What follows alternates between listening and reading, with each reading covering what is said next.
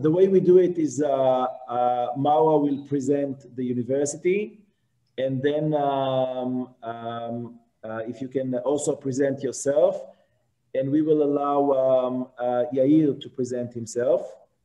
And then students will ask questions, both the management of the university and Yair, which is a student in the university. Hello, Michelangelo. How are you? Hello. Good to see you again. Good to see you again also. I see that you are back to wear mask. Yeah, I'm alone in the office, so I can do. Yes. That's the situation. But we all cross our fingers that it will get better soon. Yes, I'm sure. How is the university managing everything? Do you have the hybrid system, partly online, partly in class? Yes. Then we received just a new decree law just very recently, starting from today, and we have to restrict a little bit the presence of the students. So we are going to keep in the class all the small group activities, the lab activities, and the clerkship in the hospitals. But we had to switch in the online mode all the frontal lectures. So we had to decrease a little bit our lectures in presence. Good, so you have the hybrid system. Yes. Good, and everything is working as scheduled, no delay, right? Yeah, no delay. Good, I'm very happy. Mawa, I just made you a co-host so that you can share your screen. We already have close to 60 participants, and we expect more to join, but it's good if you can upload your presentation. I will share directly my screen. Diego, do you see Yair Levinger?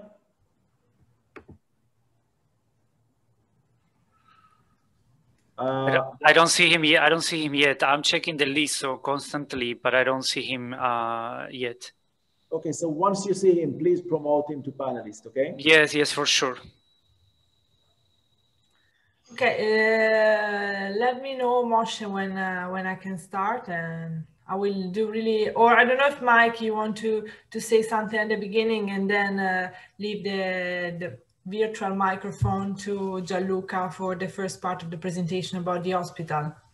Okay, it's fine for me. I can briefly introduce you and Gianluca, and Moshe, at what time do you think I should stop and leave some space for the Q&A? Q&A, the best is to do it at the end. So we will listen to your presentation. So till 12:45, is it okay, more or less? Yeah, I mean, like half an hour of a presentation is good, I think. And then we will, students will ask questions about the university, about living there. I assume that some of the questions will also be referred to Yair Levinger. Yeah.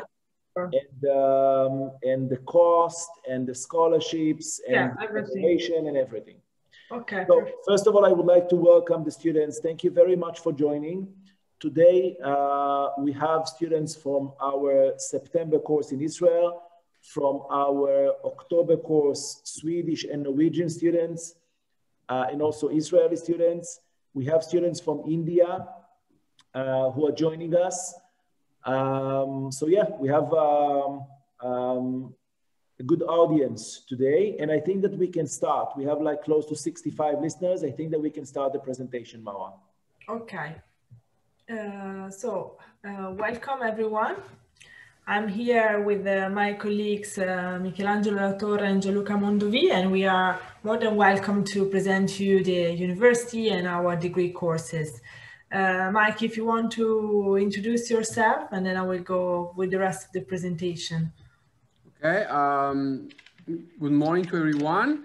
My name is Michelangelo Latorre, and I work for Humanitas University. Well, Maura will go in deep and will present our medical programs and more in general in the university. And then we have with us also Dr. Gianluca Mondovi, who is the head of the international relations of the Humanitas Hospitals. Humanitas Hospital is the is the main hospital of the Humanitas group, and it will be also the hospital where students who will join Humanitas University will have their training during the 6 years medical programs. So welcome everybody to this presentation, and now I will give the word to Maura for the presentation. Thank you. Yeah. Okay. Let's start with a really short introduction about Milan, and Gianluca can go for the deeper presentation.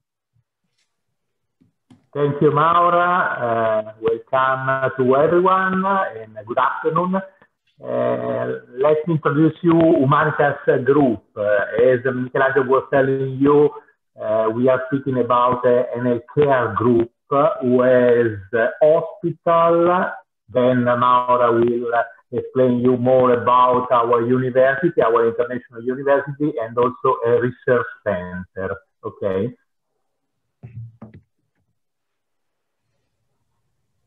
So in this slide you have a short presentation of our history. So we start on 96 with the grand opening of the flagship hospital, with the hospital close by to the campus, to the university campus.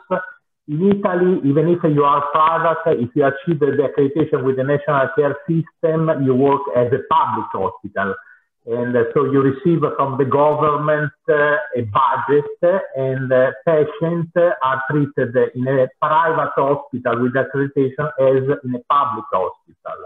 If you have any question later on speaking about the Italian system, it's going to be a pleasure explaining to you everything. So we achieved the accreditation in 97.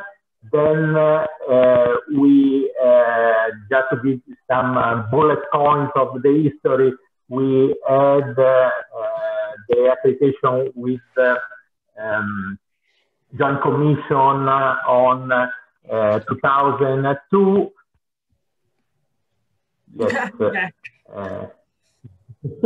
Don't worry. We started with the education on 2000 at the time in cooperation with the State University of Milan. Our management model is studying Harvard Business School. We are part of an industrial group. We were able to import some knowledge of an industrial group inside the healthcare. And on 2005, we achieved also the accreditation as research hospital. Gianluca, I for the disturbance. The audience, they don't hear you so well. Is it possible to improve the audio? Let me try.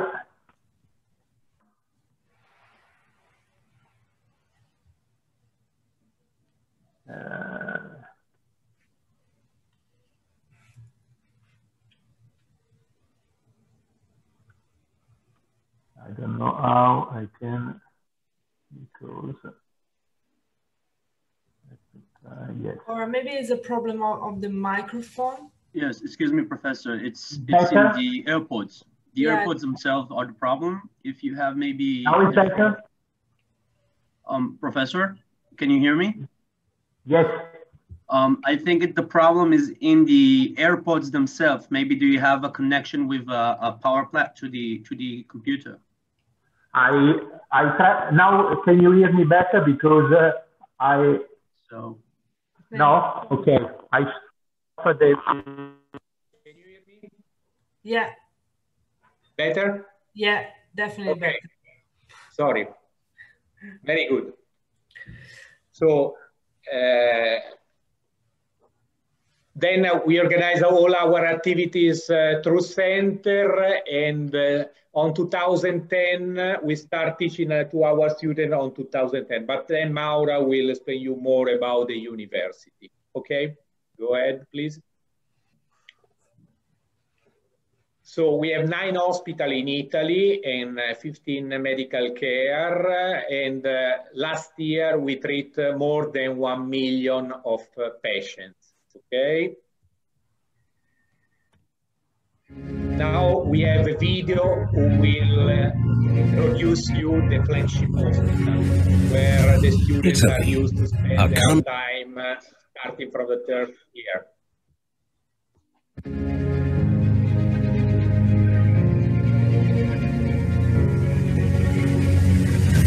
Italy, a country rich in tradition and modernity that has always found original ways of combining science with humanism, boasts a health system that is recognized worldwide for its quality and efficiency, and is also home to the Humanitas, a leading private health group accredited by the Italian National Health Service.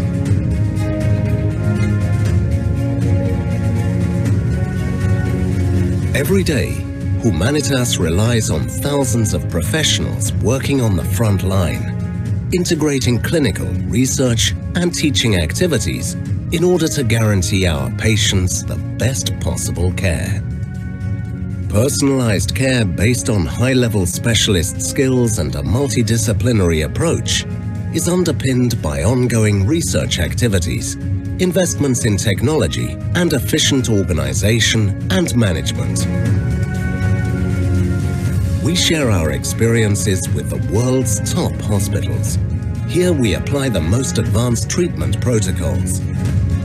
This is the Humanitas system, which has allowed us to develop highly specialized centers for the treatment of cancer, cardiovascular, neurological, orthopedic, autoimmune, and inflammatory diseases.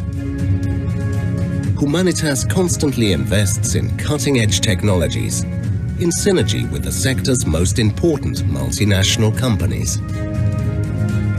To reach out to citizens, Humanitas goes outside the walls of its hospitals and through its Humanitas medical care centers, provides diagnostic and preventive services in places that are easy to reach and always accessible.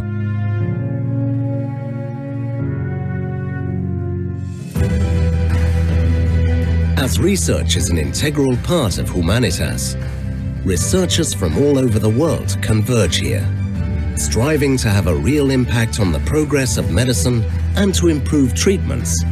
We work with the most important international research centers.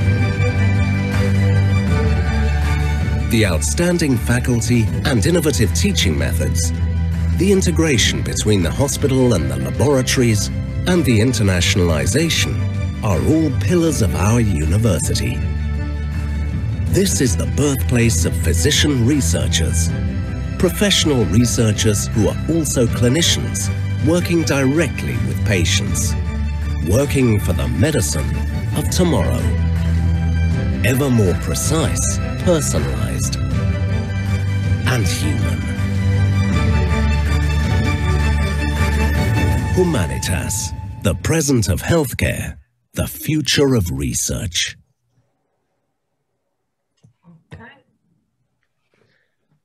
Okay, so as you understood, we have in the same place, and this is a huge benefit for the student, clinical activities, education, and research.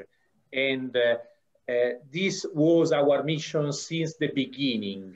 For sure, this system has to be efficient.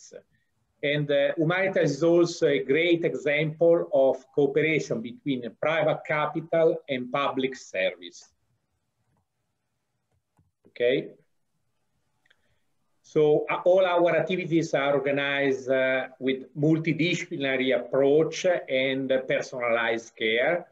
We have mainly 4 centers: cancer, okay, Maura? Yep. Cardio, ortho, neuro, and the immunology one, okay? Then for sure internal medicine, okay? Italy is not usually well known as a medical destination and also education destination. But luckily speaking, Bloomberg is used to publish a ranking on yearly basis. And in this ranking, Italy is well positioned, as you can see, especially if you compare Apple with Apple, because you cannot compare Italy with Hong Kong or Singapore. You could just compare Lombardy with Hong Kong and Singapore, and the quality of our region, speaking about treatment, can be compared for sure with Hong Kong and Singapore, okay? And we have also a public agency who is used to collect all the clinical data of all the Italian hospitals. We are speaking about more or less 1,400 hospitals all over Italy, public and private.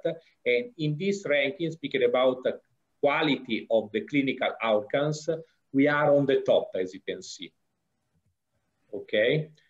Using data that are also on the net, we try also to compare ourselves with a huge institution that everyone probably knows, speaking about healthcare, Mayo Clinic.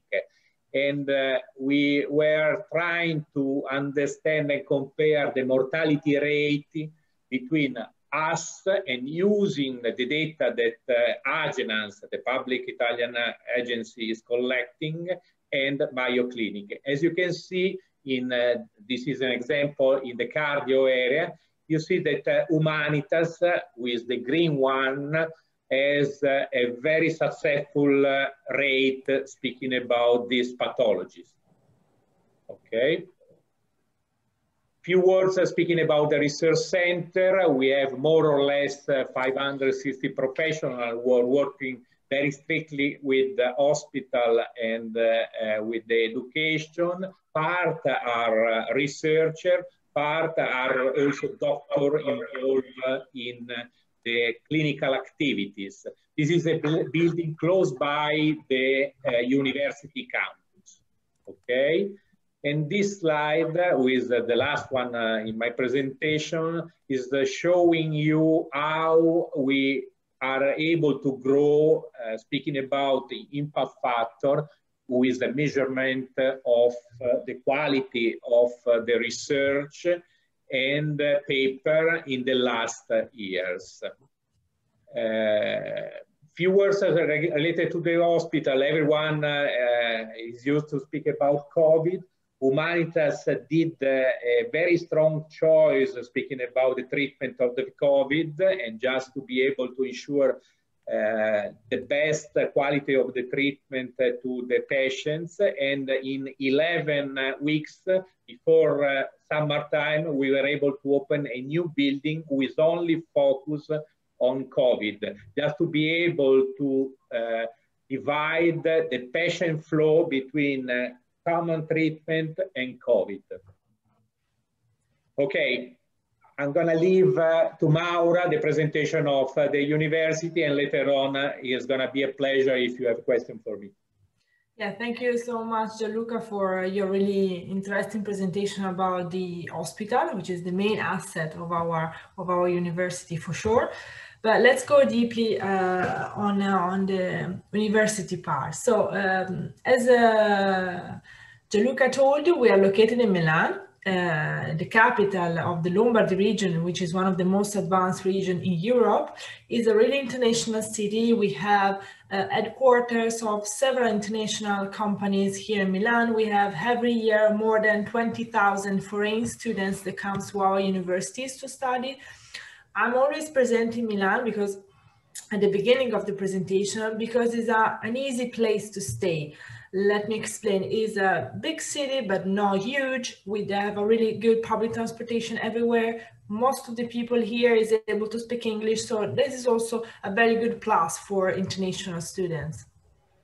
But let's talk about our specific offer, talking about the university. So we have some really short preparation courses, but the undergraduate courses we are focusing are, two of them are in Italian, so I don't think you're really interested in them, and they're nursing and physiotherapy.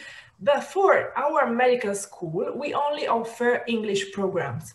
So we offer a traditional medical program, a traditional MD, and we offer also a really unique program that I'm going to talk to you about later on, which is called MedTech School.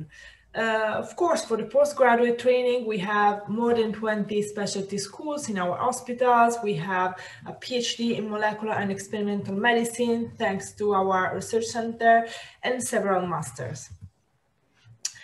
This is probably my favorite slide because we are talking about the international community in the university. So right now, more than 40% of our students come from abroad. And so the class is really international. Every year we have only for medicine 100 places for Europeans and 50 for non-EU. And the country of origin of our students is really spread all over the world. I mean, we have, talking about Europe, several students from Germany, from UK, from France, from Switzerland, from Sweden.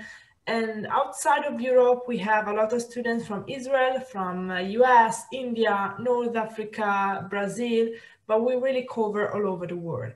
We have a strong international office that support our students at the beginning of the process with the visa issues and everything, all the bureaucratic procedure that you have to face to moving abroad. But even in the end of the process, because our degree is fully recognized by European Union and after the medical school, you can decide if you want to stay in Italy and continue with a residency program in Italy, you will be more than welcome. But you can decide to go more or less whatever you like. I'm saying more or less because, you know, being a doctor is not like being a manager. So in every country where you're going to think to specialize, there are several regulations that you have to look at before moving there. But we have, for instance, already graduated students who are studying for the residency program in Germany, in the UK, in France, and some of them also in the United States. So especially for the United States, but even for Israel, because I know that you also use the USMLE as admission test for the residency program. In order to support our students, we have created, and we also are collaborating with Moshen and his organization for that, a preparation course for the USMLE properly. So this means that our students, starting from the first year of the medical school, start training for that admission test.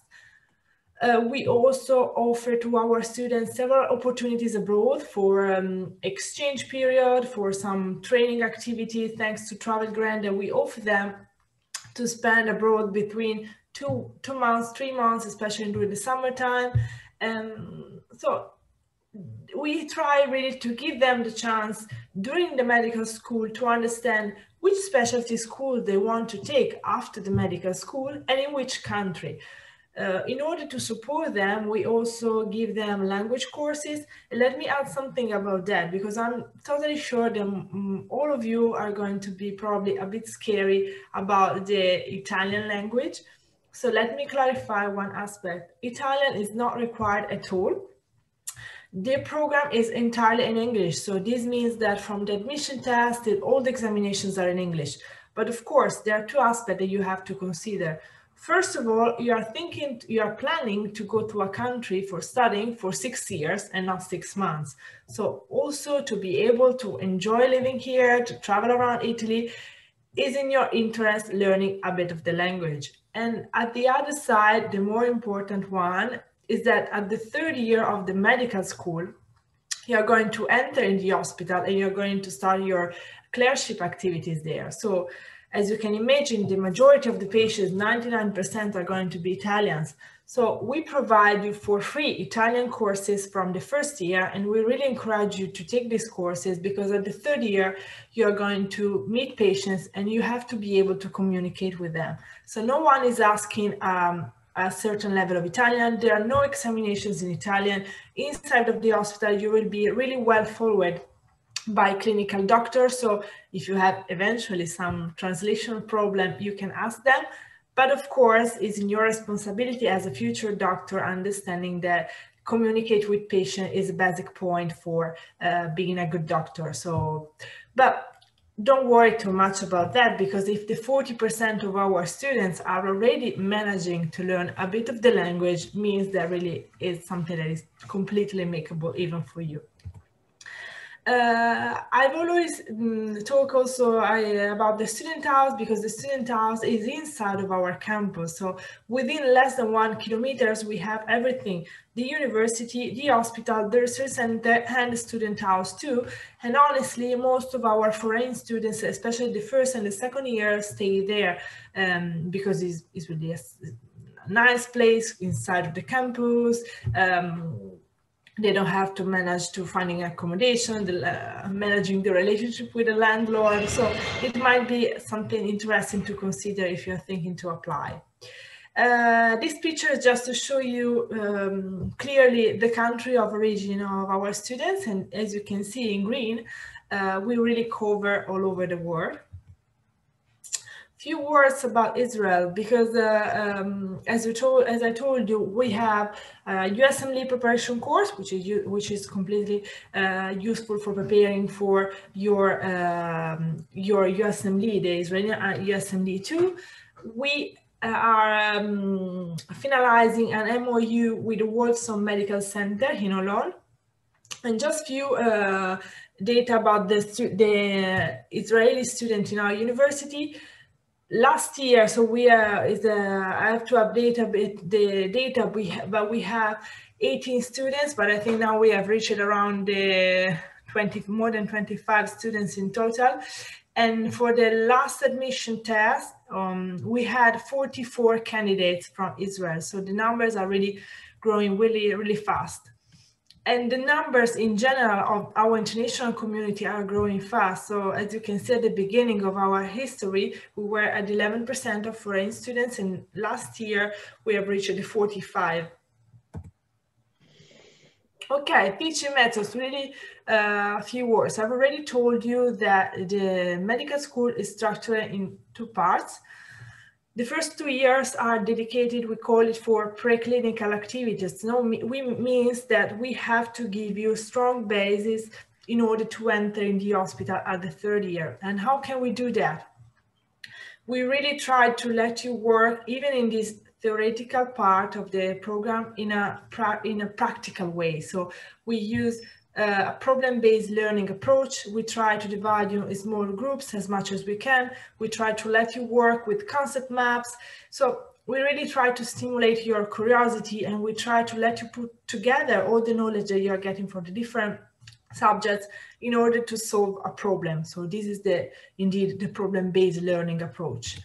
Of course, we use the clerkship activities at the third year of the medical school, but we also have a really important tool, which is called the simulation center. So we are the only university in Italy having such a big simulation center inside of our campus.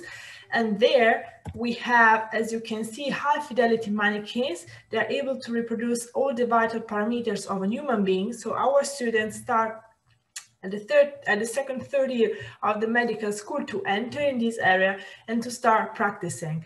And there are no games or role plays. There are really examination that you're running for simulation activities.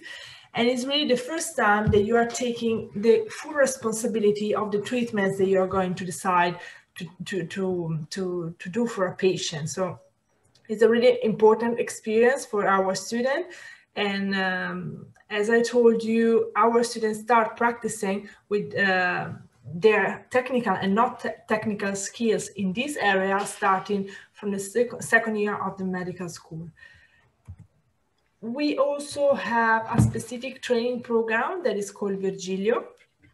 So this program is structured for students who are really interested in the research field. So not for everyone. For students has to apply to join this program that gives them additional credits. And it's really interesting program because you are going to have the chance to developing your knowledge in the methodology of the research activities, but at the same time you're going also to work in the labs for 4 weeks per year, starting from the third year of the medical school till the end. It's a really good program if some of you are thinking that maybe in the future he can continue with, for instance, a PhD instead of a traditional medical school, a traditional residency program. But let's talk about the entry requirement, because I know that this is a really important aspect for you to consider. So let me say something at the beginning. Talking about the entry requirement, technically we are following the Italian regulation, so it's not properly our choice. For our prospect students, we ask for 12 years of schooling and an high school diploma.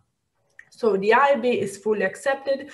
We just have a few basic requirements for the A-levels and the APs, because for both of them, we required 3 A-levels or Ps in science-related subjects, or at least 2 in science and 1 in a European language. But there are no evaluation about the grades, the score, or the specific subject that you're going to, that you took during the high school. Because the key point for us is our entrance test. So the next admission test, it will be in February 2021. Soon, within 10 days, more or less, we are going to open the registration on our websites. So the procedure is really simple. You just need to go on our website. There is a test tuition fee, which is 165 euros to pay online. Select the specific day of the test, that will be the 11th of February, and take the test that date.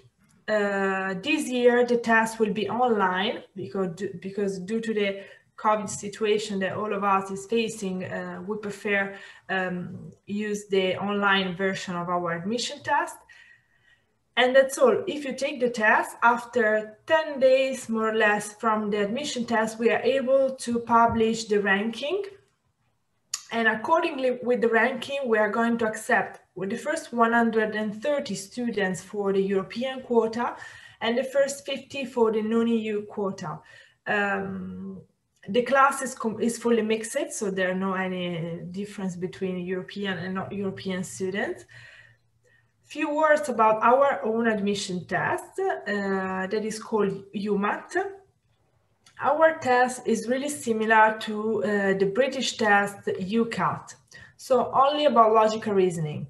There's a section which is dedicated to the traditional logical reasoning exercises. So maybe there is a chart and you have to explain the meaning of the charts. There is a figure and you have to understand which is the correct one, but it's a multiple choice test. The second part of the test instead is more about understanding a complex text in English.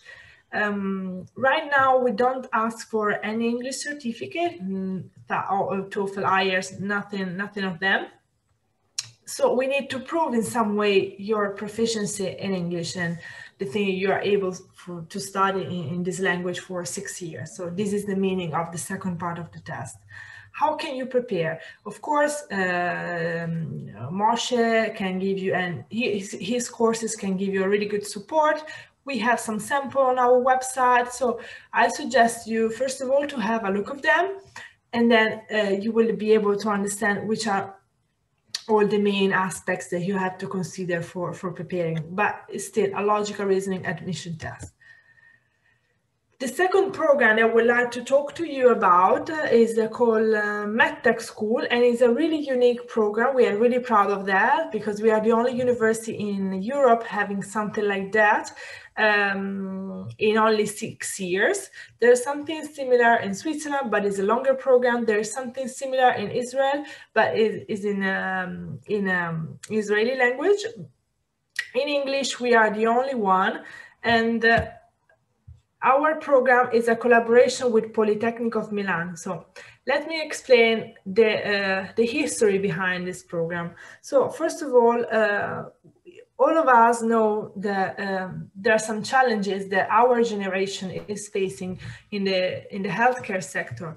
Of course, the aging of the population, the increasing of the chronic disease, the impact of innovation that we have to learn how to manage properly, and the sustainability and the free access to treatment. So our generation is really the first generation that has to properly understand how to integrate technologies with medicine, because this is the only way to proceed in the future.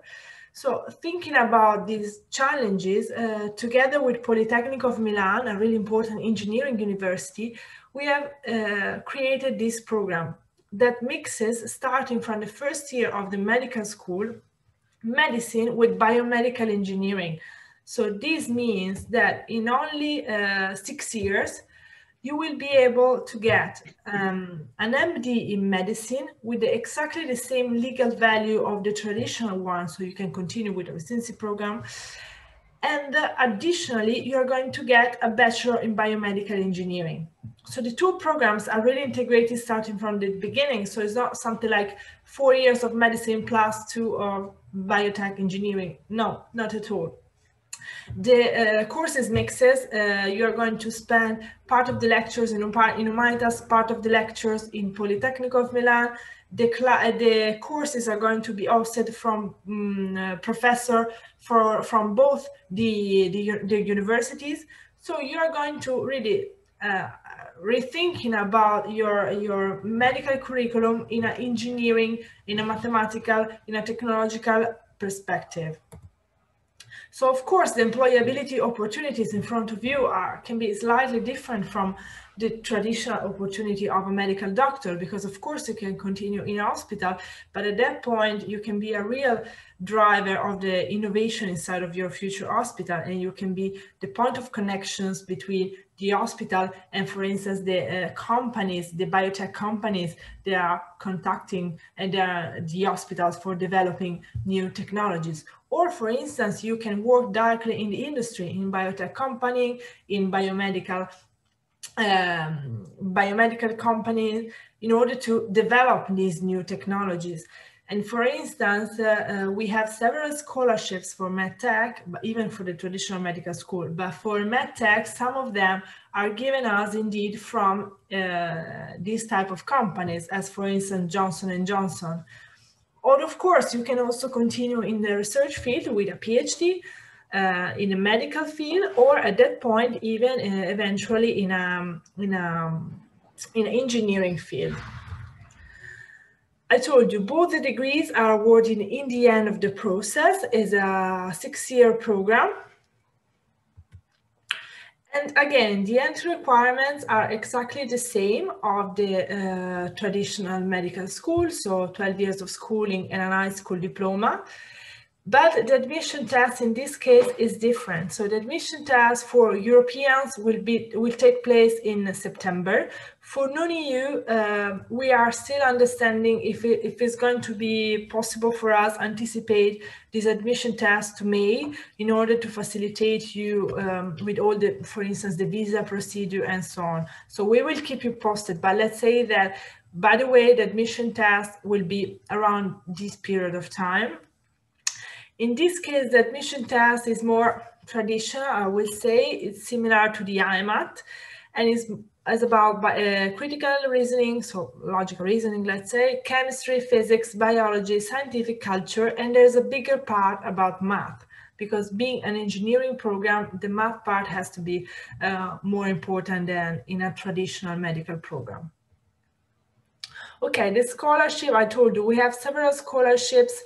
Even for the medical program, we are going to update our website with the new scholarships as soon as possible. An important thing regarding them, all of them are assigned mainly based on the results of the admission test. So for us, the admission test is a really key point. At that point, a special committee is going to ask you for a CV, for a cover letter, probably for an interview, but only for getting the scholarship. The admission test itself is only the test that you are taking online, the multiple choice test. For MedTech program, we have a smaller class because, of course, not all the students interested in medicine are also interested in developing this kind of different skills. So we offer 60 places for Europeans and 10 for non-EU.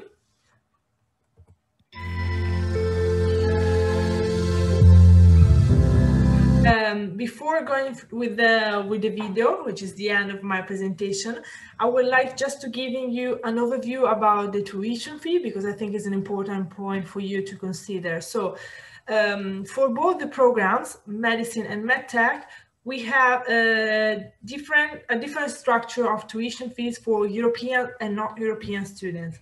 For the non-EU student, the tuition fee is fixed and is €20,000 per year.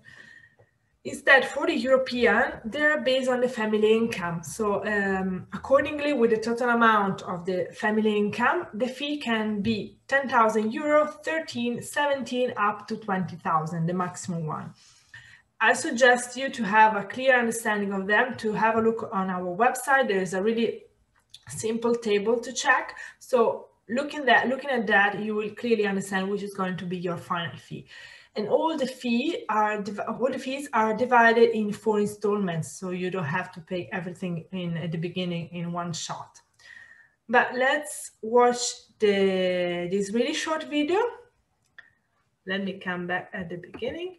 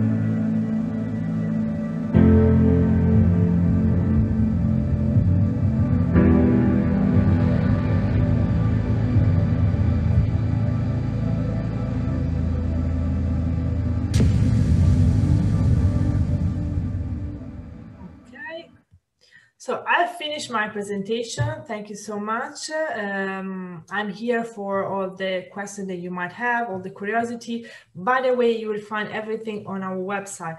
Just for your info, we are going to open the registration for our next admission test, the February one, in 10 days, more or less. So you're going to be able to start the registration procedure on the website in really a few days. Today we have here with us one of our Israeli students, Yair. So I'm sure that he's going to give you a really good perception and real feeling about how he's living as a student in Humanitas. Thank you, Yair. How you doing, guys? Thank you. Thank you, Maura. Dr. Cohen, Professor Jano. Basically, hi, everybody. My name is Yair. I'm a 27-year-old student in the second year in Humanitas. Can everybody hear me good? Yeah, perfect. All right. So I want to talk to you guys about aspects of living in Milan and studying in Humanitas from the personal view of a student, basically. I want to talk about a couple of stuff, but in total, I want to start with what I find most important, and it's the personal interaction and the feeling that you are heard as a student. I always start this thing with saying that I'm not the first one in my family to go through Moshe's course. My big brother Nadav studied he studied in Charles, and I have some family that studied in Budapest, some in Debrecen, some in Riga, and some in Rome. All of them are doctors. So, and all of them are studying right now. So I have a lot of different perspectives. So I have a very good view, like a perspective of seeing like how stuff is going on in different places. And I have to tell you guys that I am feeling so lucky by the way we are being treated and the way we are being taught in Humanitas. And I want to go over through a couple of aspects of that. First one is to have a good medical school, you can have, that I know of, two ways of interacting with students. The first one is basically going and say, well, you know, you have a test every week, per se, and you have 52 weeks a year, and then every week you have a test. If you don't pass free tests, you cannot go to the final exam. That's one way of addressing medical school. And that's like, we say in Hebrew, like the stick and the carrot. So this is the stick kind of way. So everybody's sitting down, they're writing, they're studying like crazy, they're overstressed and they're overworked, and they're just fearing that they will fail every time. Can you apply to both? Oh. So basically, that's not how our university perceive schooling and teaching. There's another way of making people learn and be very, very efficient, very straightforward. And our university applies that way by saying, look, you guys have a big test every course, every few months, every 6 months per se. And you will have an intermediate test. So in most classes, we have an intermediate test, which basically say that in the middle of the semester, you can take a test, and you can do it if you want, you will not do it if you don't want. And that test would, if you get like a certain score, let's say a 90% or 85% that test, you would not need to do the first part in the last exam. So basically, this is a reason for, this is like one way that you can make students come, study extremely hard, and basically make them want to go to a test, make them want to excel. But if you fail, well, you know, you have the test in the last semester, that's fine. And you know that you need to do some different strategies of learning, per se.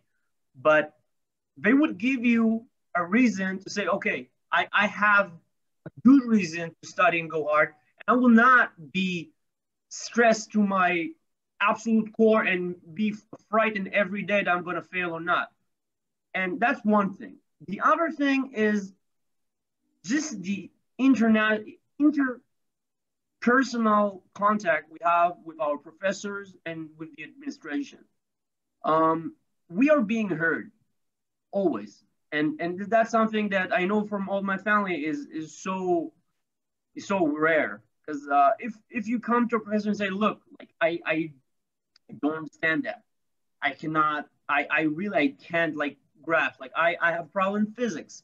I came to the professor and told him like, look, I can't do that. He's like, no problem. Let's come here and we will do this and that and you'll get by. And he actually helped me to study in correct way that was helpful for me.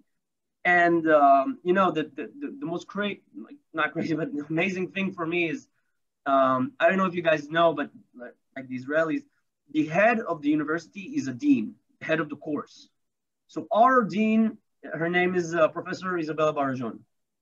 And Professor Barajon, she's basically the principal of our course, per se. But she knows each and every one of us in our own way, on our own name. She knows exactly where we sit in the class, 1,200 students.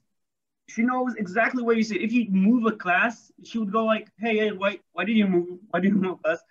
And the most amazing thing for me is sometimes you would go on a bus in the morning and Isabella Barajon, the dean of the school, would go into the bus. We look for, in like the public bus, we look for the first year students. She would come to you and we are all like shocked. And she would go like, hey guys, how are you feeling? How is your first year? How are you doing? Everything fine? Everything is like people helping you from other classes. So for me, and I guess for a lot of people, this is amazing. This is incredible. That's one aspect of school for me, so that I really, really appreciate. About living in Milan and about staying in the university itself, look, it's incredible. the place, it's not the facilities in our university, the location, it's incredible.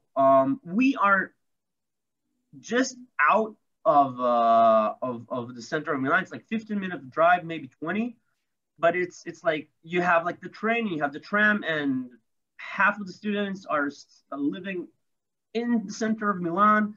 I'm sitting just around the university. I'm living in this beautiful little neighborhood. Everything is green. I have a huge gym just in front of me. It's like 3 minutes away from the university, and it's beautiful.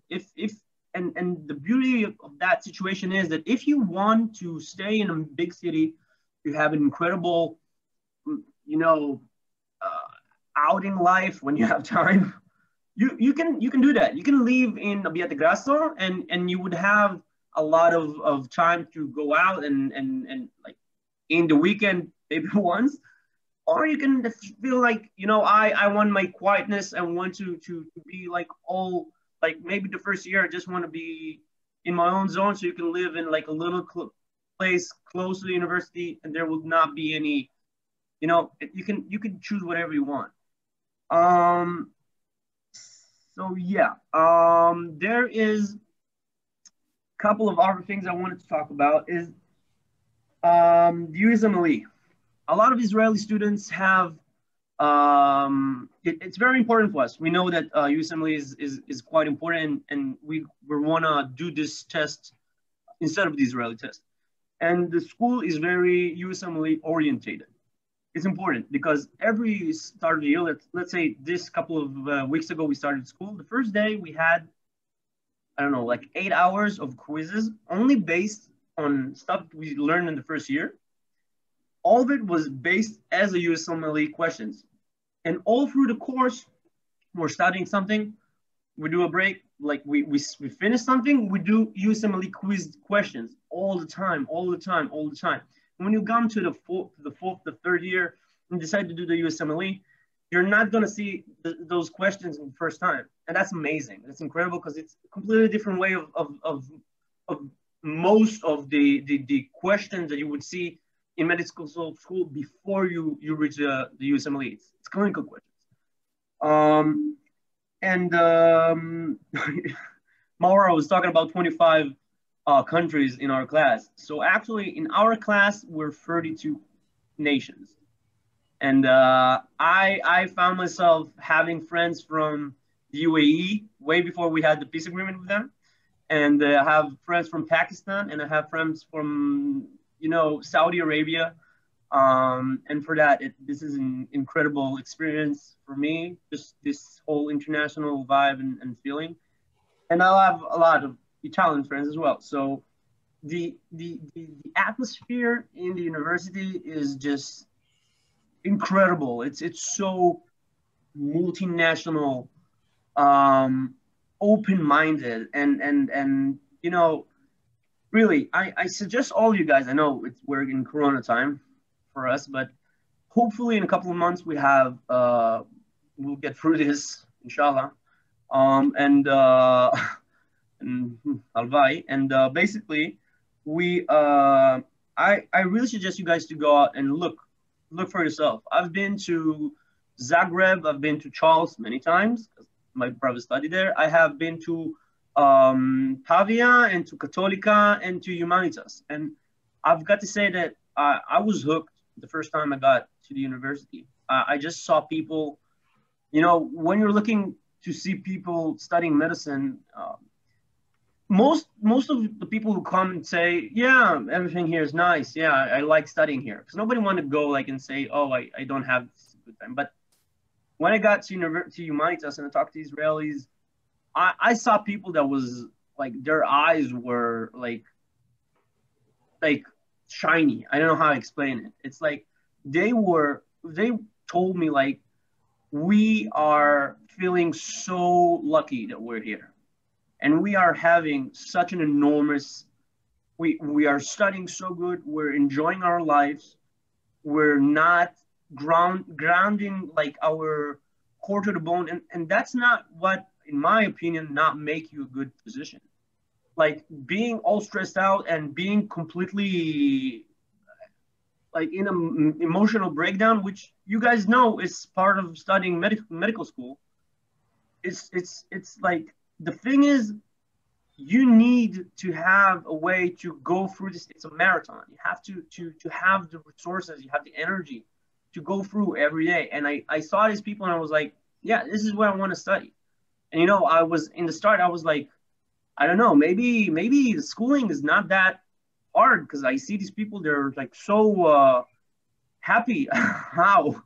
So I looked, and then when I took my tests that I have in the first year, and I showed it to my brother that studied in Charles, which is, you all guys probably know, very hard, very like demanding, and everybody's failing kind of university. And he saw the test in anatomy and embryology, and he said, what is that? Like, this is stuff I learned in the 5th year. Like, how do you guys put all of that in the first year? And I was like, I don't know. This is just what we need. And he's like, how are you not crushed? Because this is immense. This is incredible. Like, you guys, the level that you guys are doing only in your first year is unbelievable.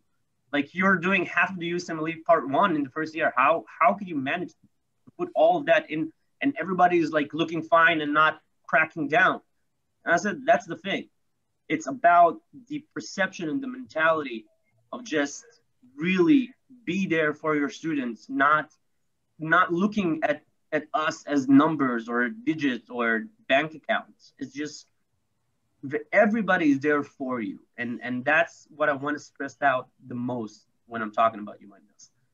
And yeah, so if anybody has questions about student life, living, renting places, just being there as a student, Moshe have my number. All of you guys are more than welcome to send me WhatsApps whenever you want. I'll be happy to help with everything I can help. Thank you very much. Thank you so much, Yair. Thank you. Mara, there is a question about the criteria for scholarship. Yeah.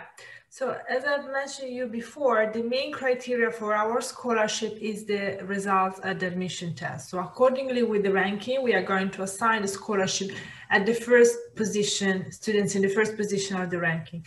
Of course, in order to give you this scholarship, we also need to evaluate yourself in general.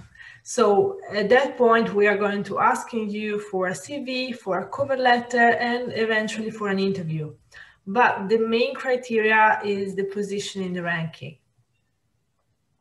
So accordingly, with the number of scholarship that we have available every year, we are going to assign the scholarship at the first positions. And what are the criteria to keep getting the scholarship throughout the years? Yeah, there is only one criteria, is the grade that that has to be up 27, up then 27, up 30 every year, which is a high grade. But we have several students who are keeping the scholarship, so I think it means that it is makeable. And of course, you have to take a certain number of credits, so a certain number of examination along a year. I mean, if you take one examination in a year and you take 13 up, the maximum grade 30 is not enough. Of course, you have to take a certain level of credits, we call it. So it's because this question comes many times from students. Is it doable? I mean, getting the minimum grade to keep on receiving the scholarship, is it doable from a student perspective? Yeah, you're saying yes. I would like to say yes too, honestly. Of course, in general, for students, I don't want to say that you are going to spend all your life studying, but you are going to be really focused on your study, that's for sure. And this for all the medical students. So if I look at the grades of our students in average, they are always pretty high. So this means that these grades are possible. I cannot guarantee 100% that you are going to be able to keep this scholarship, but there's a really high possibility. I just want to add that Israelis in my class have 2 of the scholarships are to Israelis that are starting, not like they're very smart people, but they're not like the brainiacs of the world. They're very nice, pleasant student. They're good friends of mine, and they're not like this like it's completely possible. That's the concept. Okay, students are asking Mara about because they know that there are no dissections in Italy. Can you explain a bit how you teach anatomy? Yeah, anatomy anatomy is divided in several examinations along the entire curriculum. We have different way of teaching anatomy. Of course, we have several technologies. There are 3D anatomy, 3D maps. I don't know how to explain it in other way. I can share with you links of videos that show them. They're able to realistically let you see all the structure and then the anatomy structure of a human being. I know the meaning of this question because probably you would like to better understand if we use cadavers, for instance, for our activities.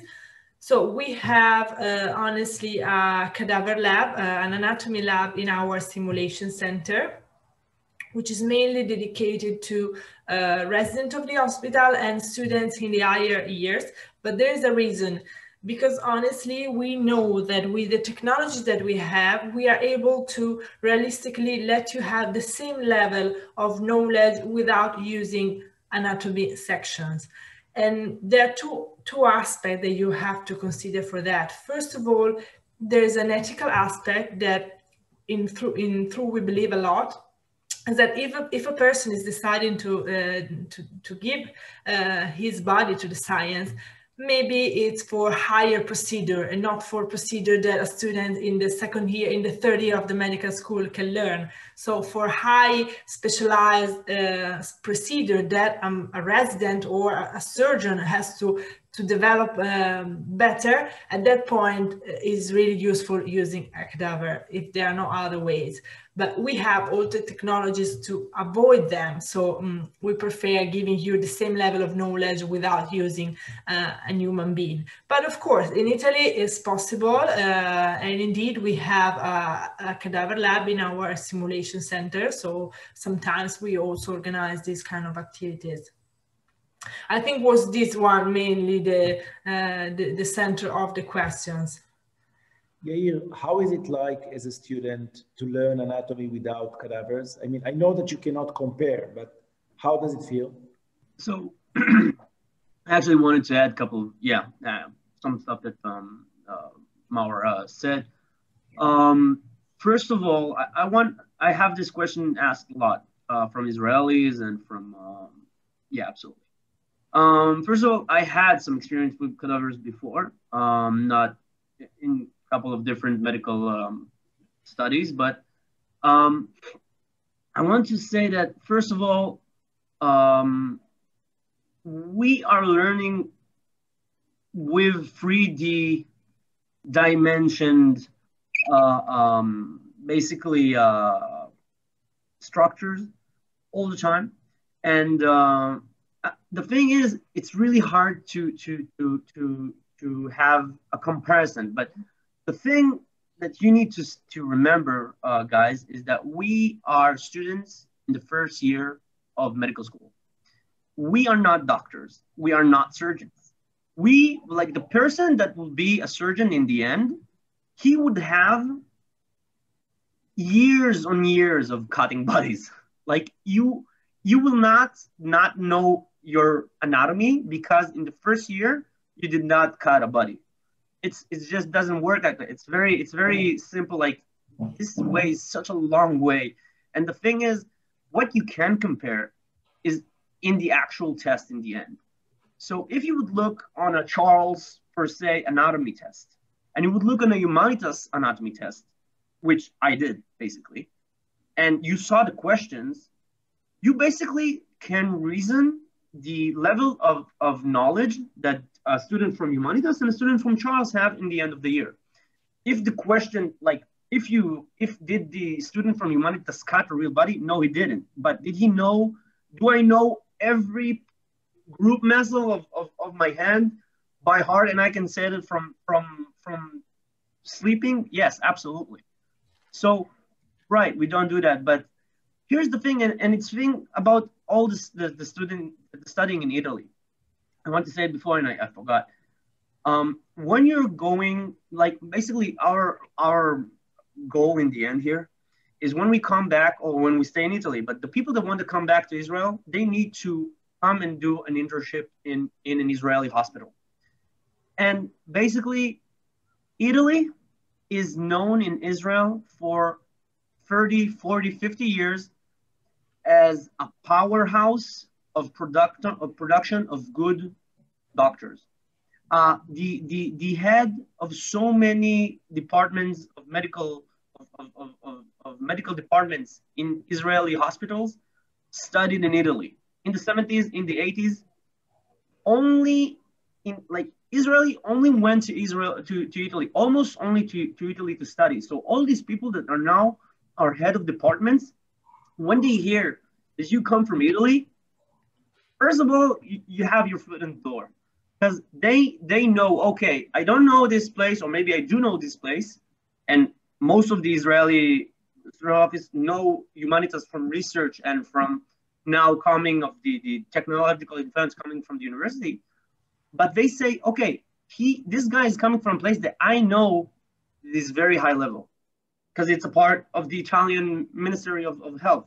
And if another person come, let's say from, I don't want to say, but like, let's say Zagreb is an amazing school. It's incredible in Croatia, right?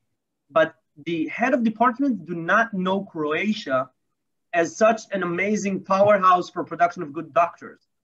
So if you come from one or the other, obviously I really don't know, but it's the thing is, nobody cares about if you did the first year anatomy or not. It's the level of knowledge that you have in your brains when you come to tests, not by the hand. Right. Thank you. Mawa, student is asking if they have both non-European and European passport, can they apply as a European? Yeah, they have to. Technically, if they have an European passport, they have to apply as Europeans. As I told you, there's no really a big difference. I mean, the class is completely mixed. So in the day life, nothing changed. There's a difference in the tuition fee, as I've mentioned you before, because for the Europeans are based on the family income. And honestly, a bit on the competition, because right now is a bit higher the competition for the European quota. But when I'm talking about that, just for let you have an idea, in the last year admission test for Europeans, for one European place available, we had around 9-10 candidates. For the non-EU, instead, we had around 6-7 candidates. So we are not talking about really a huge difference. But right now, the competition for non-EU is slightly lower than for Europeans. But in the day life, really nothing changed. So if they apply as European and their family income is low, then they can apply for a lower tuition fee. Yeah, of course. How it works, just for clarify this aspect. When we are going to publish the ranking, we are going to send an email to the students who are going to be in a good position, and we are going to ask him if they want to complete the enrollment. To do that, you have to pay the first installment of the tuition fee, which is around 4,000 euro. And this first installment is the same for everyone, EU, non-EU. At that point, if you're going to have the European passport and you have competed for the European quota, you have to bring us before the intake of the university, which is in October.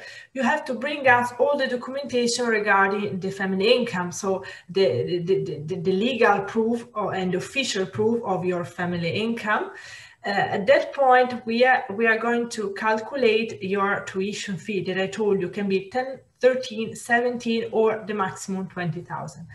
But honestly speaking, if you're going to have a look on a website with your parents, or by the way, the people who might support you financially for the university, you're going to have a really clear understanding about which is going to be your final fee, because everyone knows more or less the family income. So everything is really clear on the website about this aspect. Thank you, Mara. Another question is about the monthly living expenses. How much should one expect? Okay, this is a very good question, because I always start to answer about these questions explaining that everything is based on your lifestyle. And it's clear, because Milan, it can be an expensive city, but it can be also, I don't want to say cheap, but a city which is have an average cost of life. Honestly speaking, if you're thinking to go to posh clubs and posh restaurants that we have a lot in Milan, it can be really expensive.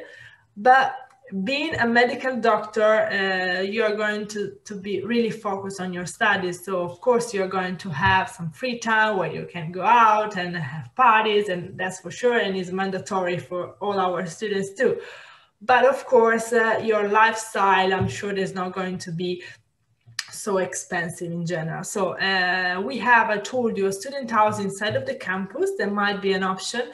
And there the prices for a room goes from 600 till 1,000 euro, more or less, where everything is included. I mean, all the utilities, the Wi-Fi, the cleaning of the room, everything is really clear on the website. And if you're interested, I suggest you to write directly to the email that is written on the website, because we have a service provider that manages more than 100 student houses all around Italy and Spain that help us for managing our student house. So if you write directly to them, they're going to give you a clear picture about all the prices and all the solution that you might choose.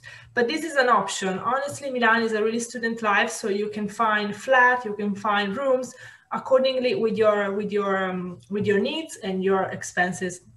Your possibility, I mean. So yeah, as Yair was saying, you can decide to live more in the city center, you can live close to the university, which is not countryside, but it's more a green area. So really, there are several possibilities, and we really try to support you. Even if you're not going to stay in our student house, we really try to support you to find an easy solution for you. Thank you. Maura, is there an age limit? No. There isn't, but of course we ask for the limit is the 12 years of schooling and the high school diploma. So that's the age limit. That's the real limit. If you're going to apply when you're going to be 17, no problem at all. Another good point, I know that some of you, especially from Israel, are starting the medical school a bit older compared, for instance, with Italian, maybe 21, 22. There's not really a big point in humanities, because having students from all over the world, the class is really mixed, so you're not going to feel like, for instance, the older student in the class. So really don't worry about this aspect, if this was also the case of these questions. Thank you. Mara, can you speak a bit, maybe Justin or maybe Michelangelo, about the course that we are planning together for the preparation to the entrance exam? I can start, maybe Michelangelo can support me. We are thinking with Moshe to help the student to be really well prepared to our own admission test. So we are thinking to integrate the structure of medical doctor preparation course with some specific training for our admission test. Michelangelo, if you want to. Yes.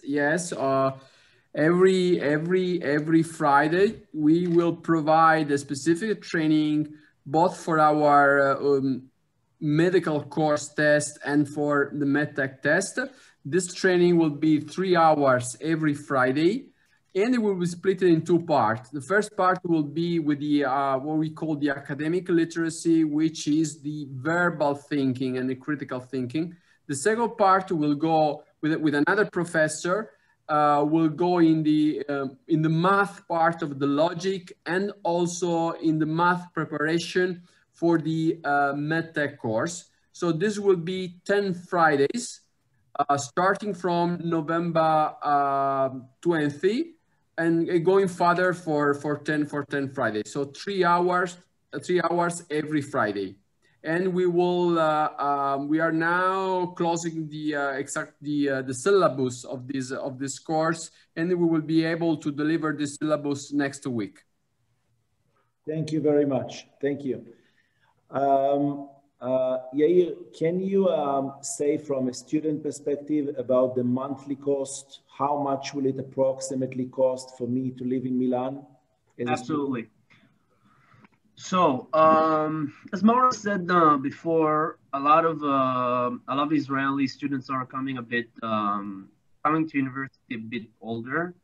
Most of us after army service. I started school when I was 24, 25.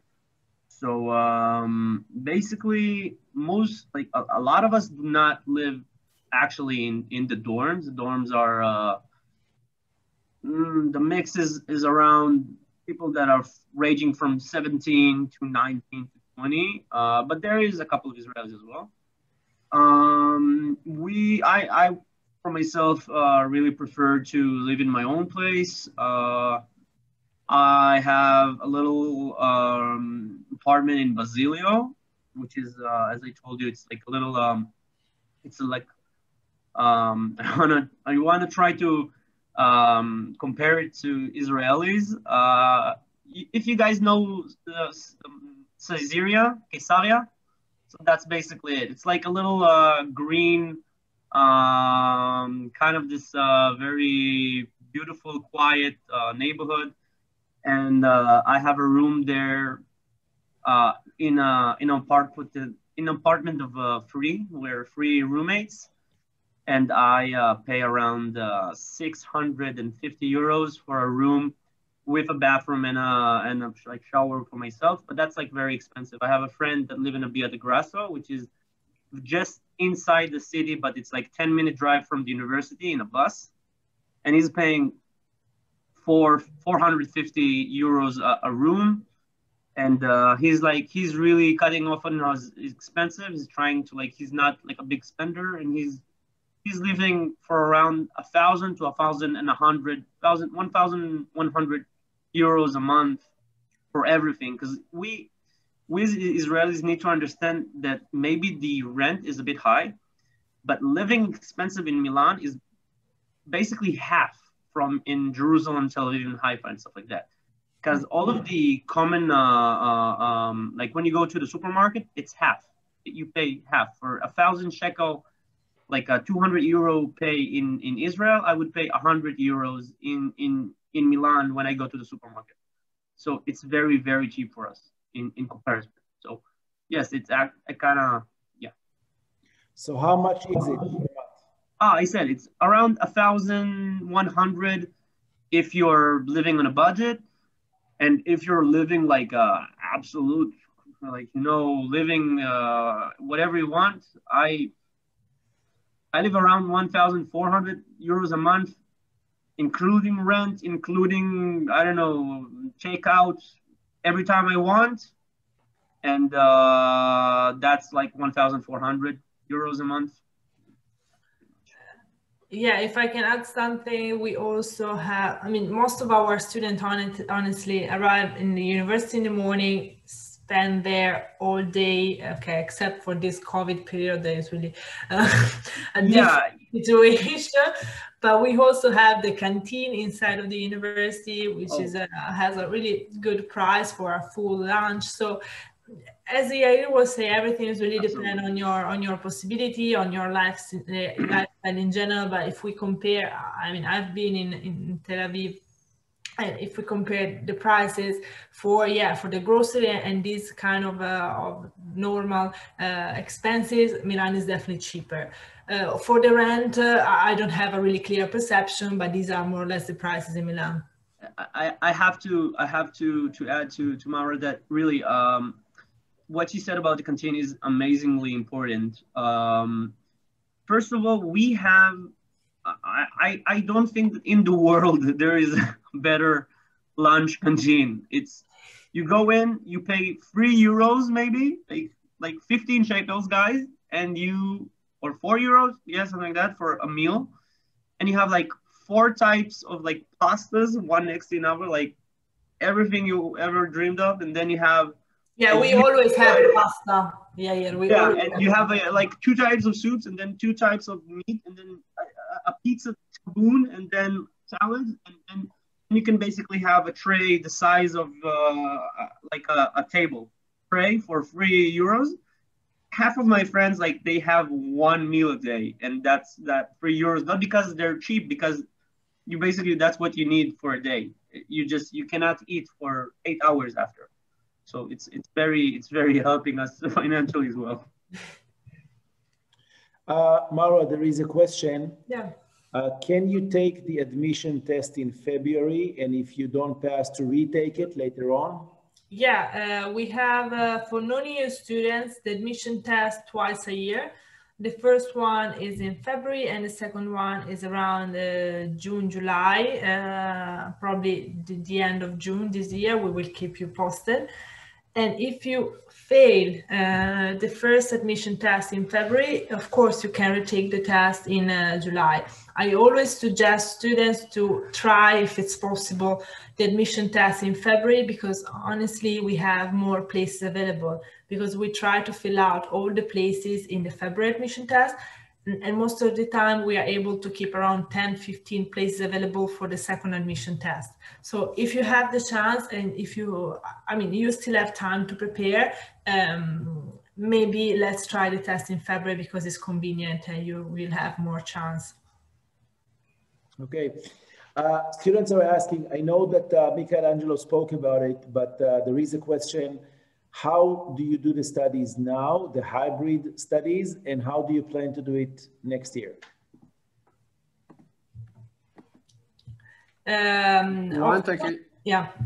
Let's go, Mike. Okay. So at the moment, due to the coronavirus situation that we are facing, we have kind of blended education system, which means that part of the didactic of the educational activities are held in presence, and part of the lectures are held online.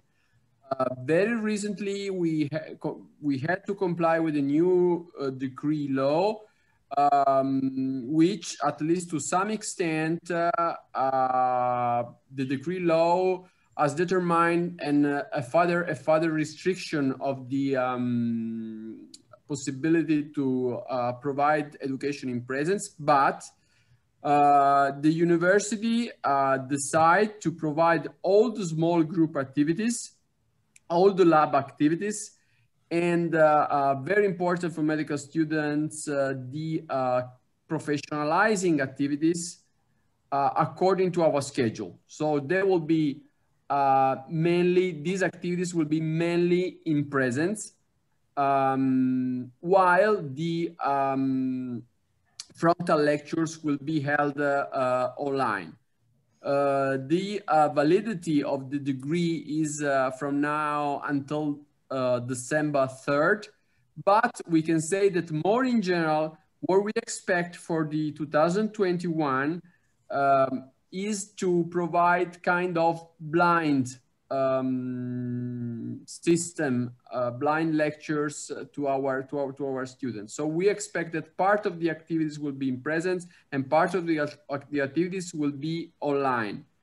And of course, we gave to our international students, especially in this period, the possibility to attend the educational activities, the lectures, but also the small group activities in the online streaming mode, because we understand that many students that, as you mentioned before, are coming from all around the world. In some countries, they might face important restrictions for traveling or for reaching Italy. And so we provide to all our students the possibility to follow lectures and activities in the online mode.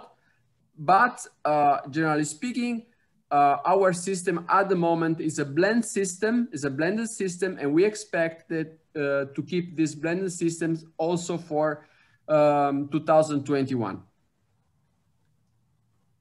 Students, do you have more questions? Please write them down if you have more questions.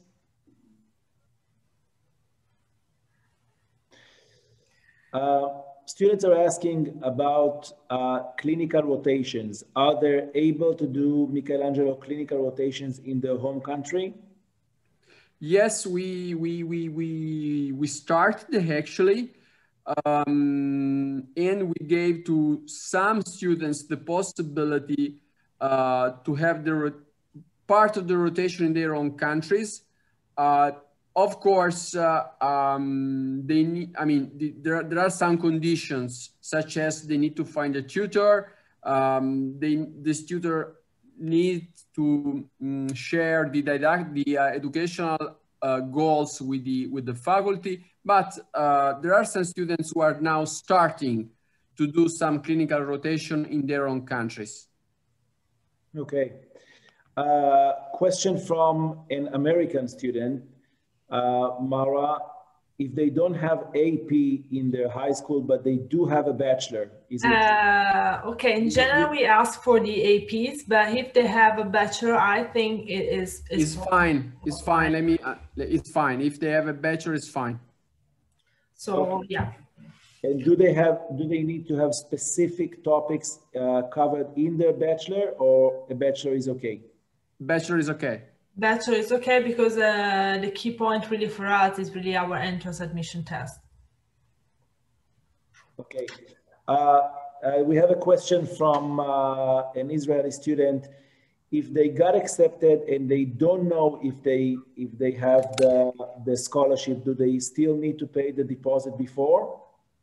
Yeah, yes, but in case you will not get the scholarship, you will be refunded. Students will be refunded. Okay, so if they apply to scholarship and they don't get it, then they can be refunded. Yeah. Students, do you have more questions? There is a question about what they need to organize for the online home examination. Yeah, we will give you all the details in the call for applicants that we are going to publish really soon on our website. But usually we ask for to students to have a computer, a personal computer for taking the examination properly, and then to have close to you a mobile phone with a camera, because we need to evaluate. There's a specific procedure that we are going to explain you, but we need to evaluate and to check the room around you, if there's no one around you. So we have a specific proctoring system that help us to check that everything is going to be in a safe way, let's say. Yeah, and there will be some checks. The students before the day of the test will have kind of 1 week time where there will be some professionals, some IT experts who will help them to set the computer properly. Yeah, and by the way, during the test, we will be checking the situation. So there will be also a chat available for communicating if there are going to be some technical issues. So we did already this test in this modality two times. Last July for non-EU students and last September for the MedTech program, and it went without any big problems. So we are really confident that even for the next admission test, everything will be fine. Thank you. Luca, Michelangelo, Mara, do you have anything else to add to the students? Maybe a final message? or the weekend? No, what I mean, in more in general, what I would like to say, students who are preparing the different admission test is, first of all, well, start the specific test preparation. This depends on the university where you are aiming to be admitted as soon as you can. And when preparing tests, one advice I would like to give is one very good exercise is not just studying. And of course, you have to study, you have to prepare, you need the competences then to answer questions, but sometimes to take, to do a real simulation of the test. So if the test, for instance, is 1 hour, you take 1 hour of your time and you start to answer from the first to the last questions of the perhaps a previous test of that university. This will help you because you, first of all, you will learn how to manage the time. Time management in a test is very, very important thing. And then also the time you will sit the real test, you will see that your anxiety will be lower and your performance will be better. Thank you. Luca, any take-home message to the students? We don't hear you. You are on mute. Yes, now you can hear me. Yes. I would like just to underline that Italy and Humanitas can be a good destination, a good choice. I don't want to underline any particular, but as Yair was explaining you with more detail than me, I'm sure that Milan and Humanitas are a very nice destination. Speaking about the quality of the knowledge that you will be able to achieve, but also speaking about life. In Italy, not only Milan, is going to be a surprise if you don't know Italy. Thank you. So hopefully, we are waiting for you. Thank you. Mawa, any take-home message? I think that I say to you even too much. So I would just like to write here my email, my personal email. So if you have other questions, I will try to answer you. Otherwise, I will ask to my colleagues, maybe for some specific aspect of the requirements or the tuition fee. So just keep me as a point of reference, and then I will try to answer you back.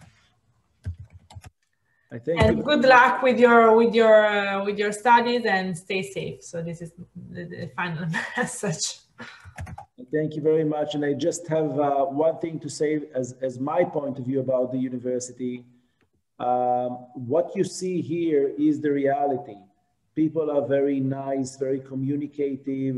They support you. The attitude is good. It's very warm. So warm recommendation to Humanitas University. I thank you for the management of the university who joined us today. Thank you very much. Students, I know that some of you are interested to stay with Yair and switch to Hebrew to ask some questions, so you're welcome to stay. Otherwise, the rest, thank you very much. Have a very good weekend, and I'm looking forward to see you in person finally after this crisis is over. Thank you very much. Thank you so much. Bye-bye. Last word for Moshe and for Medical Doctor Academy that was able to organize a very interesting webinar, and also the number of questions coming from the students are proving that the quality of this organization was very good. Thank you very much. Thank you. Bye-bye. Grazie. Bye. Ciao. Moshe? Yes. So I just want to say that students are waiting for a class that they are supposed to have with Uri on this channel. So no, they will wait. No worries. Okay. First finish this. Students, if you have questions, סטודנטים שנשארים לדבר עם יאיר בעברית, אז אתם מוזמנים לשאול שאלות. אהלן לכולם. זהו. ברגע שזה יסתיים, אנחנו נאפשר לאורי ללמד. וואי. זה כיף לכם שיש לכם שיעור עם אורי עכשיו. אורי, אנחנו מתגעגעים. גם משה, אל תרגיש פה זה. תודה רבה. מה נשמע חבר'ה? מישהו שומע אותי? אתם יכולים לדבר במיקרופון? הם לא יכולים לדבר, אבל הם יכולים לשאול בצ'אט. אוקיי, יאללה, מעולה. שאלו חברים, רגע, אוקיי, אז כולם פה עכשיו מדברים איתי בעברית, נכון? כן. יכולים? אוקיי. דבר ראשון, אהלן לכולם. אני רואה שאנחנו ככה עדיין מספר מאוד יפה של אנשים. אז כמו שאמרנו, קוראים לי יאיר, אני סטודנט של השנייה. אני רוצה לדבר קצת על הפרספקטיבה הישראלית לפני, ואז תשאלו מה שאתם רוצים. ממש דקה אחת, אני רוצה רק להגיד שבאמת מבחינת הקבוצה הישראלית באוניברסיטה, זה משהו שלא כאילו לא מה שרציתי להגיד שכל הזה, הקבוצה הישראלית באוניברסיטה זה הקבוצה הכי חזקה שקיימת כאילו. אתם מגיעים לאוניברסיטה ויש לכם בית מהרגע הראשון שאתם מגיעים. כאילו אתה מגיע, לפני שאתה יודע מי נגד מי, יש לך 10 ישראלים שיושבים לך על הראש, אומרים לך כך, הנה, כל מבחני העבר בקובץ הזה, כל השאלות בקובץ הזה, כל הזה בקובץ הזה, הכל כאילו מתקתק, ואתה מגיע והכל מסודר לך. עכשיו כאילו, יש לך אנשים בשנה רביעית, בשנה חמישית, כולם גם מדברים עברית, כולם מדברים איטלקית, יש לי בעיה עם הבעל דירה, אני מתקשר לחבר שלי בשנה שלישית רביעית, אני לא צריך להכיר אותו, הוא מדבר איתה על הכל, כאילו, עוזרים לך, כאילו אתה מגיע למשפחה. אחר כך ימי שישי לדוגמה, כל יום שישי, אנשים כמוני שאין להם שום קשר לדת היהודית, מגיעים לבית של רב צמח, זה הרב של החב"ד שלנו, הבן אדם הזה מדהים כאילו, הוא פותח שולחן ל-40 סטודנטים ישראלים, מכל רחבי העיר, אנחנו יושבים שם, מוצאים, כל המשפחה שלו מכינים חלות של שישי, עושים שירים וזה, בשר, אוכל כאילו מדהים ישראלי, ואז כולנו יוצאים ביחד ליציאה במרכז מילאנו, חוזרים ביחד באיזה, כאילו באמת, החיים קבוצה של הישראלים, עכשיו מה העניין? נכון, אגב, הישראלים זה הקבוצה השנייה בגודלה אחרי איטלקים, והברזילאים, גם הברזילאים גדולים, אבל אם אתה מסתכל על הקבוצות האלה, הברזילאים מפוזרים, כאילו אז שונאים אחד את השני. בעוד הישראלים, עכשיו האיטלקים בכלל, כאילו, מבחינתם זה אין, כאילו, אין דבר כזה קבוצה איטלקית, אין כאילו זה. והישראלים ידועים כאילו כגוש שמסתובבים, אתה תראה תמיד את הישראלים ביחד בהפסקה, ואתה תראה אותם בבר, ואתה תראה אותם במנזה, ואתה תראה אותם בכל מקום, אין דבר כזה שאתה תראה ישראלי לבד. וזה לא עניין של שנים, אני יושב עם שנה שלישית ורביעית ועשירית וחמישית וכולם ביחד כל הזמן.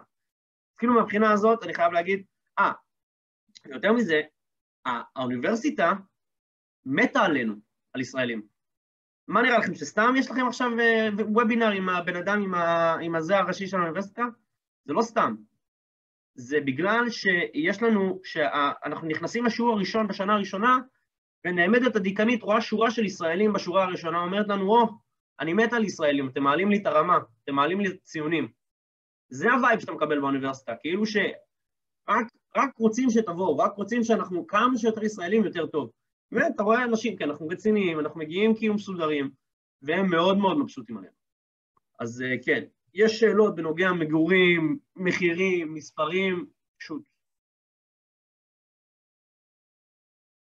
אתה יודע, עם ישראלים, אם יש ישראלים שלומדים במסלול מתק, אני אגיד לך את האמת, אורח, אני לא רואה כל כך, אבל מי שואל, אבל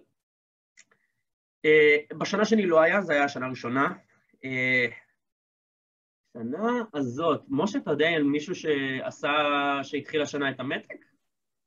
התקבלו שניים והחליטו בסוף ללכת לאוניברסיטה אחרת. הבנתי. לא מכיר ישראלים שעושים את המתק כרגע. Guys, can we switch to English, please? Yes, absolutely, Herman. No, Herman, Diego will answer all your questions because now it's a session for Israeli students who are specifically asking about talking to Yair in Hebrew. So please receive all the further information from Diego. Diego will contact and give you all the information. And Herman, if you'd like my WhatsApp number, ask it from Shlomo. It's from Shlomo. From Moshe. Sorry. And I just have a friend. Anyway, you can ask my number and I would love to answer everything you have, every question in English. אוקיי, סטודנטים, יש לכם שאלות לדייגו בעברית, אנחנו ספציפית נשארים בשבילכם, אז תשאלו מה שאתם רוצים. ליאיר, סליחה. You're welcome, Amen.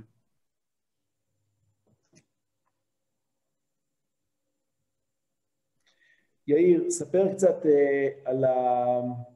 על החיים שם, איך אתה מרגיש בישראלי, תן לנו קצת, עוד קצת רקע. כי יש הרבה אנשים שחוששים מהעלויות, חוששים, אתה יודע, כן. טוב.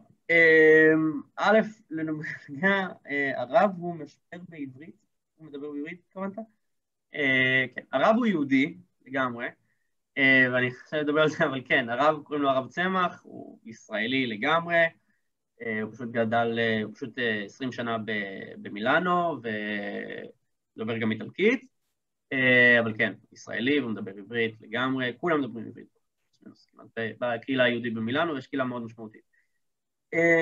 בואו נדבר שנייה על מחירים ועל חיים. מילאנו מאפשרת לנו כישראלים, או לא ישראלים, לחיות על ספקטרום מאוד מאוד נרחב של תזרים, כלומר חודשי.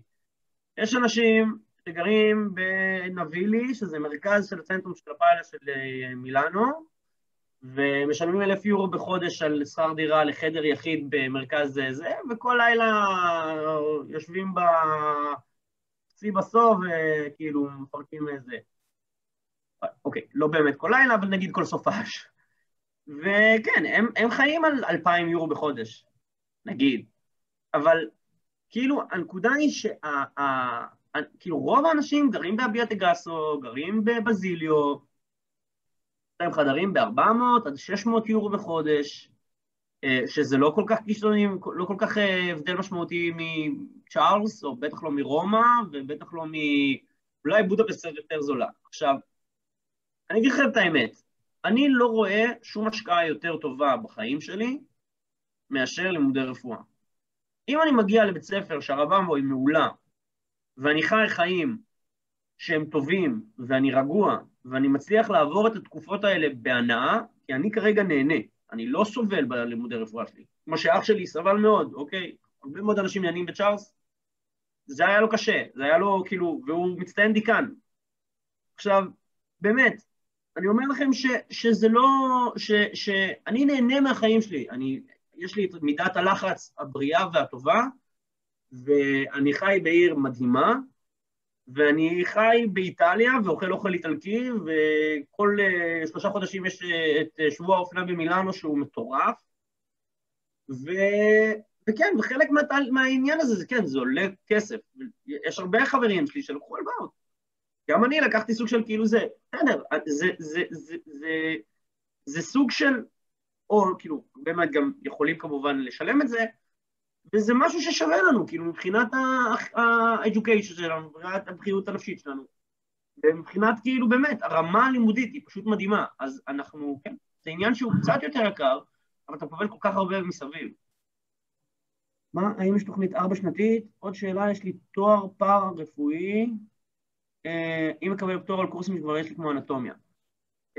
שאלה טובה, רגע, אני לא רואה פשוט את השאלות לפני, אז אם אני לא עונה, אני אשמח אם מישהו מכם יוכל להגיד לי, אני לא ממש רואה את זה, אבל אוקיי.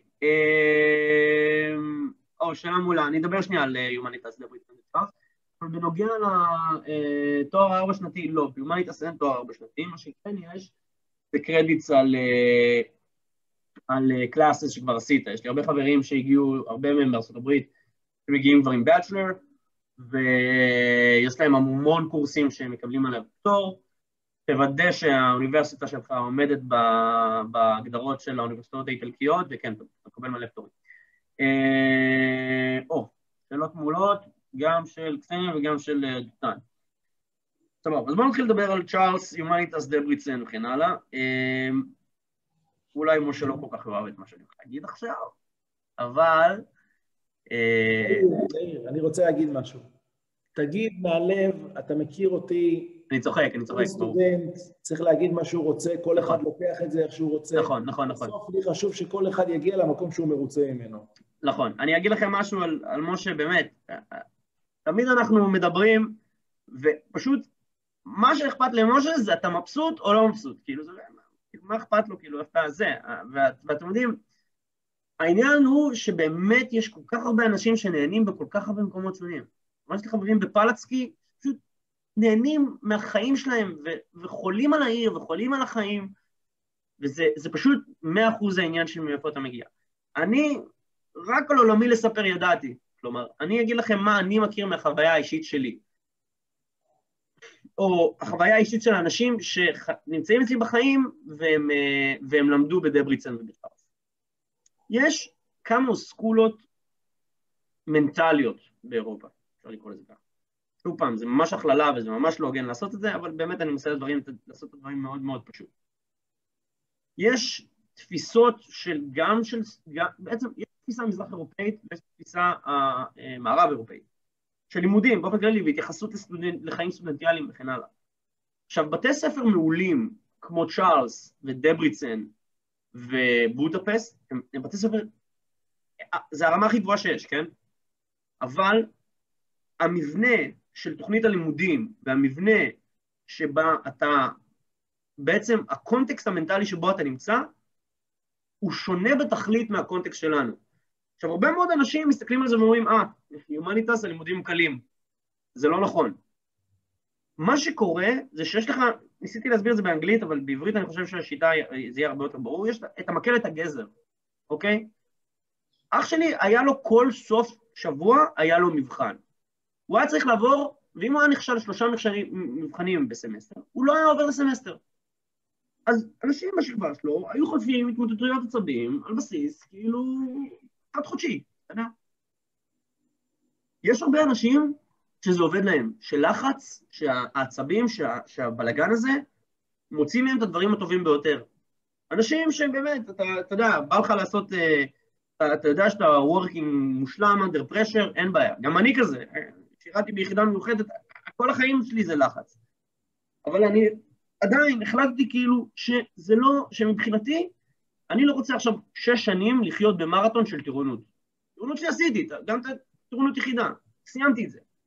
אני רוצה לחיות במקום שהרמה היא גבוהה, שנותנים לי יכולת ללמוד בצורה מעולה, בלי שאני צריך לגמור את עצמי מבחינה נפשית. עכשיו, זה מה שאני מרגיש שקורה בהומניטס. בצ'ארלס ובדבריצן, יש לך אחוזי ניפויים עצומים כל שנה. יש לך אחוזים שאי אפשר איזה. עכשיו, כי השיטה בנויה על זה, אתה מקבל 800 איש ואתה מדלל אותם. השיטה בהומניטס היא שונה, היא שיטה שיותר דומה לשיטה הישראלית מהבחינה הזאת. אתה מקבל אחוז קטן יותר של אנשים, כלומר, 150 איש בשנה או משהו כזה, ואתה מצפה ואתה רוצה שהם יעברו והם יישארו. וכל שנה זה הרמה עולה, כלומר, אתם עכשיו מגיעים עוד 5 שנים, המבחן הזה הולך לראות אחרת. ובאמת, זה הבדל משמעותי. כלומר, אתה מגיע ורוצים לעזור לך, רוצים לתת לך, ועכשיו אתה לא מספר. כלומר, בדבריצן ובזה, בשביל לדבר עם המרצה, אין דבר כזה לדבר עם הזה. אתה צריך לשלוח לו אימייל, ואחרי 5 ימים הוא כותב לך זה. אני מדבר עם כל המרצים שלי, אני מכיר אותם בשם הפרטי, והם באים אליי, אלן יאיר, מה קורה, כאילו. אני יכול לדבר עם כל אחד שם. וזה הבדל משמעותי בעיקר בין הומניטס לצ'ארלס, לגמרי.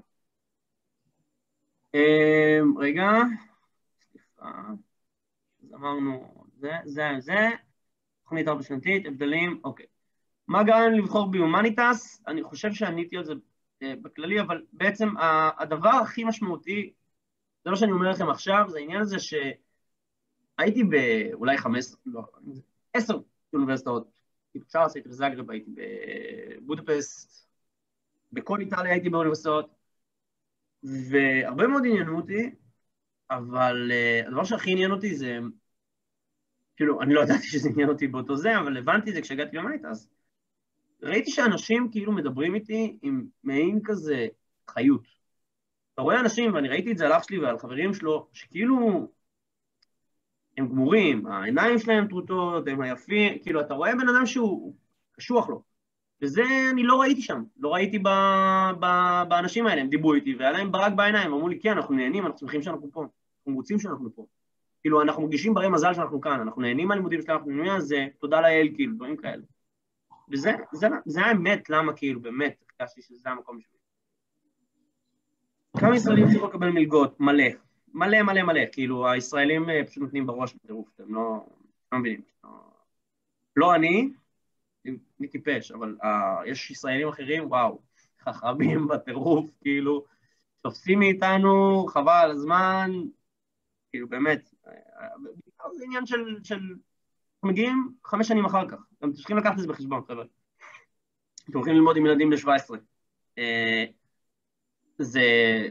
זה לחזור כאילו לתיכון מהבחינה הזאת, וצריך לנשום נשימה עמוקה, אבל ככה זה בכל אירופה, הם ילדים, ואנחנו ילדים. למרות הם ילדים שיודעים ללמוד הרבה יותר טוב מאיתנו, מהאיטלקים מדהימים. איך בנויה שנת הלימודים? מתי מתחילה? יאיר, אנחנו חייבים לתת דוגמה לאורי, כי יש לו... אין בעיה. אז תודה.